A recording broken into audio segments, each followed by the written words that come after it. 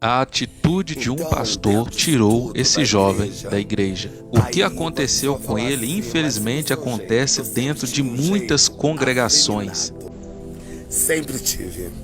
E eu subia monte, eu fazia jejum, consagrações, eu ia muito em consagrações.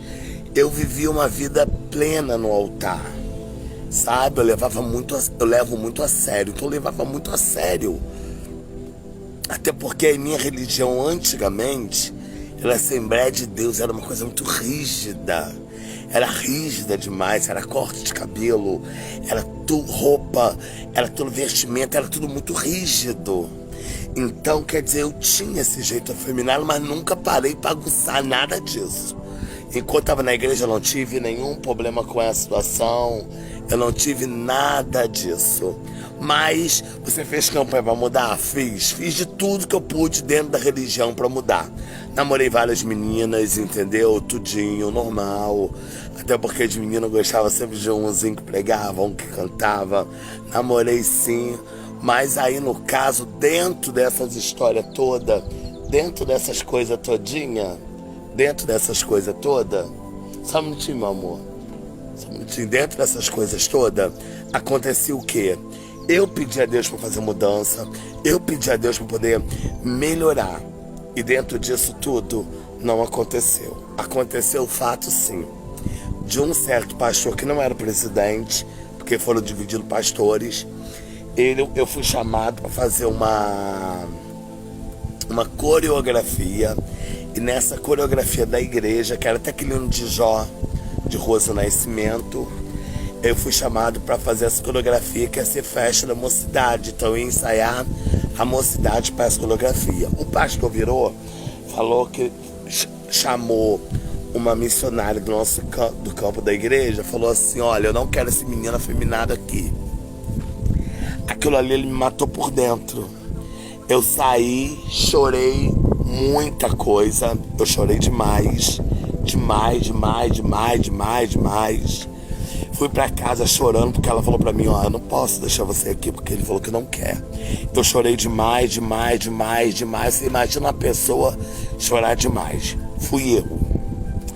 Aí dentro dessa questão toda, cheguei em casa, fechei a porta do meu quarto, comecei a orar, falei: Deus, eu não aceito isso, não aceito. 11h30 da noite desse dia, ele chegou em casa, porque meu pai chegou, viu, meu pai ligou pro pastor, falou que ele não podia me tratar assim, não poderia ser dessa forma. E ali eu comecei para dentro da igreja, entreguei meus cargos todos e comecei a ver defeito na igreja. Eu nunca vi defeito na pregação, comecei a ver defeito. Eu nunca vi defeito no conjunto das crianças cantando, eu vi defeito. As irmãs cantavam e tá desafinado. Então, o defeito não estava na igreja, estava dentro de mim. Aquilo tudo entrou no meu coração. E por aí foi. E dentro disso tudo, eu peguei, fui no culto tratado, que tem um culto chamado culto tratado, que é só para os membros da igreja. Nesse dia, eu fui, já estava sentado no banco.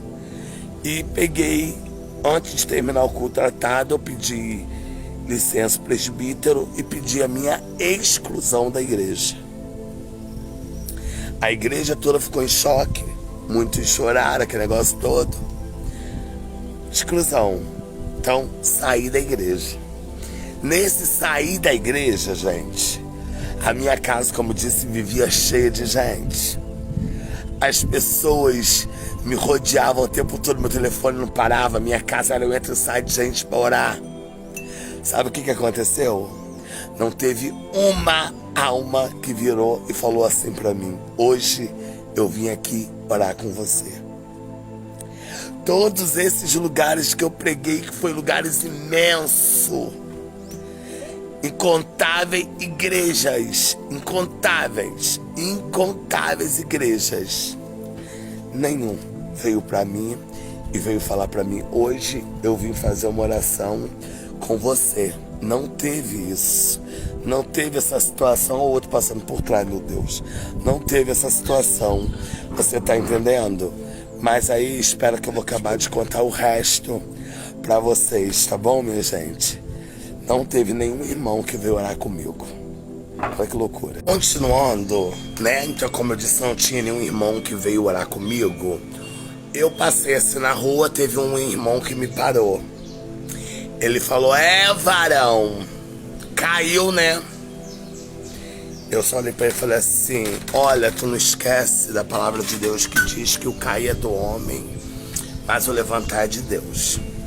Por aí, me desviei da igreja, fui conhecer um tal mundo. A atitude errada e o comentário infeliz do pastor conseguiu tirar esse jovem da igreja. Irmãos, infelizmente isso acontece sempre na maioria das congregações.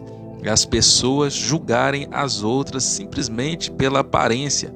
Como o jovem relatou aí no vídeo, ele foi muito sincero com as coisas que ele fazia, mesmo tendo aí tendência de ser afeminado. E as pessoas olham as outras e falam assim, esse deve pecar muito, não é, pelo jeito dele. Irmãos, olha só, todos nós que somos cristãos, nós somos tentados todos os dias. Eu sou tentado todos os dias. Não quer dizer que eu sou tentado que eu vou cometer o pecado. Não quer dizer que o rapaz ele tinha a afeição dele, como ele mesmo disse aí. Isso não quer dizer que ele estava em pecado, não é? E a fala infeliz do pastor conseguiu tirar ele da igreja, né? O preconceito pelo jeito do jovem. Tem muitas pessoas com uns trejeitos diferentes, mas que são muito mais sinceros com Deus do que aqueles que se julgam santos, que se julgam o certo, não é? E a atitude do pastor de discriminar o jovem, ele poderia ter um pouco mais de sabedoria para ter conversado com ele, não expondo ele dessa maneira. Eu creio que ele ia entender a situação e talvez até hoje poderia estar na presença de Deus na igreja a qual ele congregava, não é? Mas infelizmente isso acontece muito.